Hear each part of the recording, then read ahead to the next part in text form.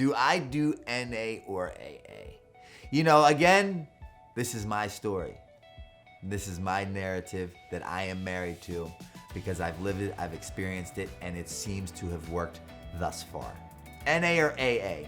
It's funny to me because I'll go to meetings and I'll hear someone say, "Hi, I'm Brandon, I'm an alcoholic and an addict." I feel like that's the same as I have a dog, a German Shepherd. It's like, we get it. I'm not gonna paraphrase for others. We don't get it. I get it, right? Because I know I'll probably get some backlash for this. I know this. I'm going into the lion's den, but fuck it. Born and raised in Baltimore. As you know, I didn't get sober my first go-around. I had attempted many different times, many different ways, through many different programs and or facilities. And in Baltimore, I was introduced to Narcotics Anonymous. And I had a sponsor by the name of Danny.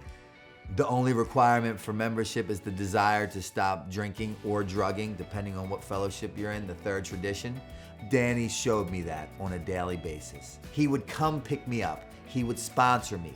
He would take me to Narcotics Anonymous meetings. I'd be high, I'd go to the bathroom, I'd shoot up, I'd overdose, they'd have to call the ambulance, I'd fall asleep, I'd make these spectacles, and Danny would always show up.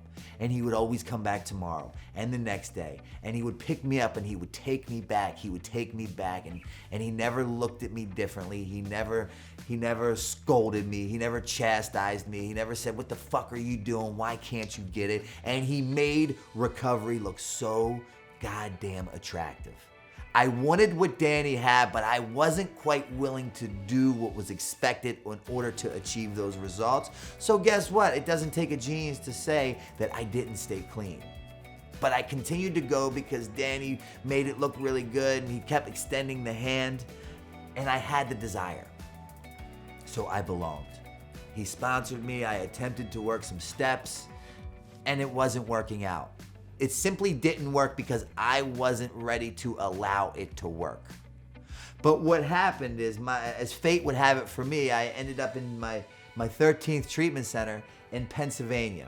And my pain had become so great that I was willing to do whatever you suggested. I bought into the concept that my way no longer worked, but clearly theirs did because they remained sober or clean longer than I could ever. So I'm in an inpatient treatment center and they, I think like 6 days in, I wasn't even out of detox. They said, "Hey, we're taking clients to a meeting if anyone would like to go." And I run up, I think my name was like the third or second. Mind you, I'm still in detox, but I was willing to do anything to feel better and get better.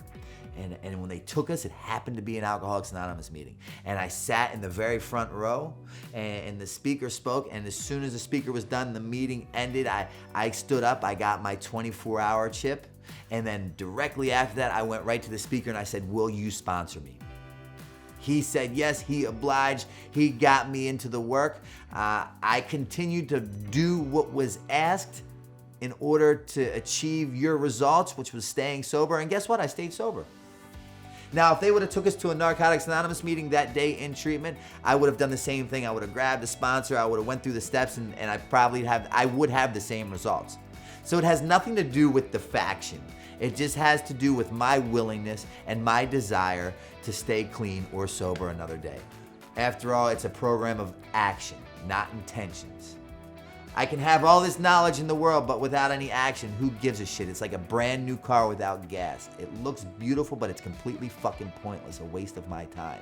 That question, however, was not, "Thank you for asking."